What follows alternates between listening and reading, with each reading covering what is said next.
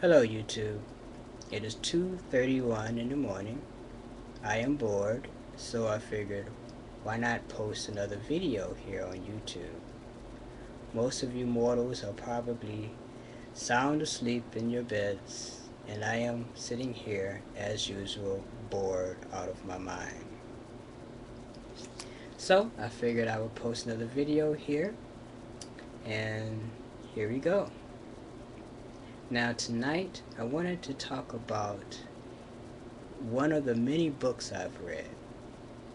As most of you know, I have a pretty large occult library here. I have books on witchcraft, the occult, philosophy, you name it. Everything from the Kama Sutra to the Quran I have here. So it's a pretty big library, and I am very proud of all the books I've collected over the years. I've read many books, and one book kind of stood out in particular when I read it. Now, you probably would think that, hey, this book is not all that deep, or you probably would think, well, why did he pick, this book? Why did he pick one of the classics to talk about here? Well, there's a reason for it. Some of the most profound books that you will ever read won't necessarily be some big manifesto on, the philosophy of life or this, that, and the other.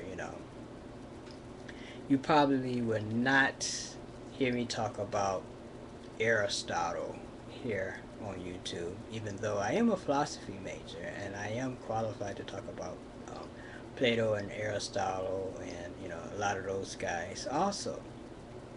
But here on YouTube, I like to concentrate on the occult, and I will mention Plato and some of those early philosophers if what they're talking about in their books is relevant to what I'm talking about here on YouTube. One of the books that I found very interesting and very enlightening is, believe it or not, Anne Rice's book, Queen of the Damned.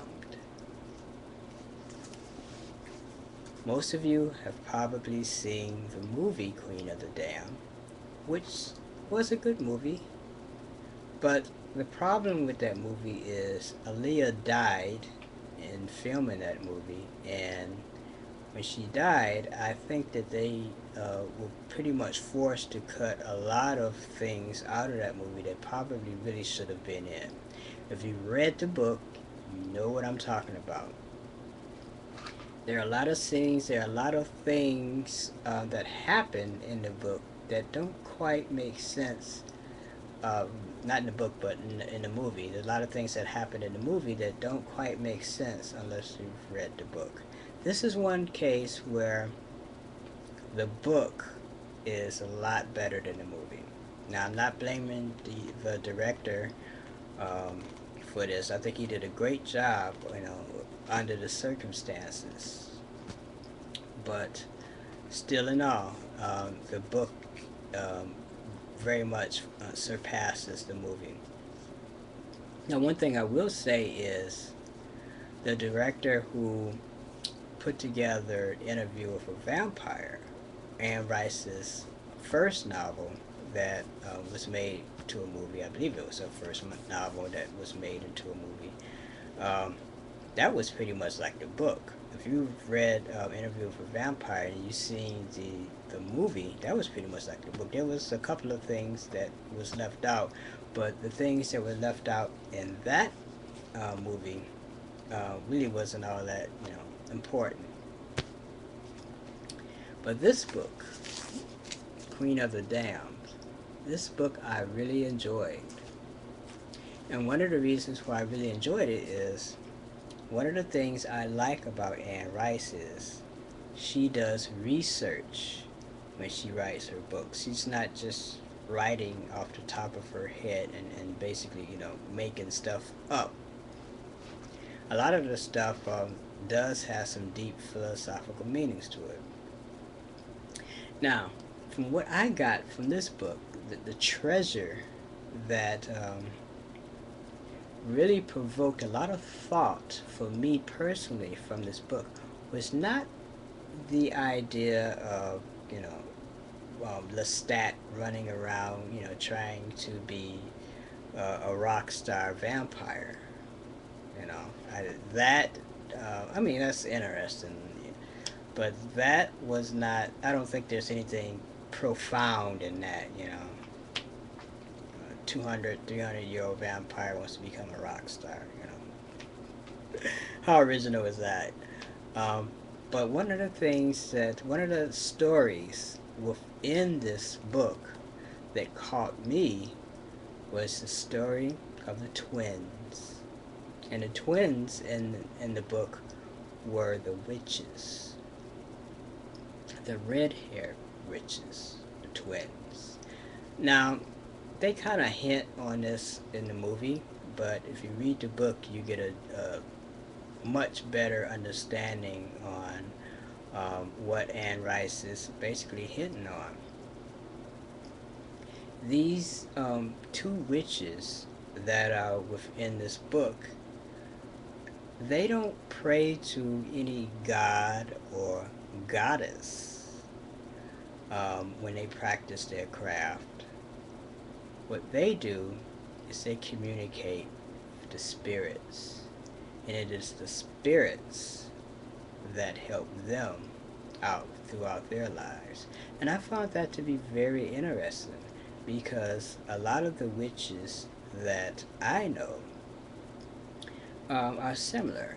They work with the spirits, and I think that's more old school craft, and and, and it's not necessarily what a lot of people within the craft nowadays follow. Most people who follow the Wiccan path or follow some form of witchcraft, a lot of times they worship a god and a goddess. But in this book, they didn't actually worship the spirits, they worked with the spirits. And I thought that was an interesting concept because that's pretty much describes the way I look at the craft. As I said before many times in my other videos, for me, God is another name for nature.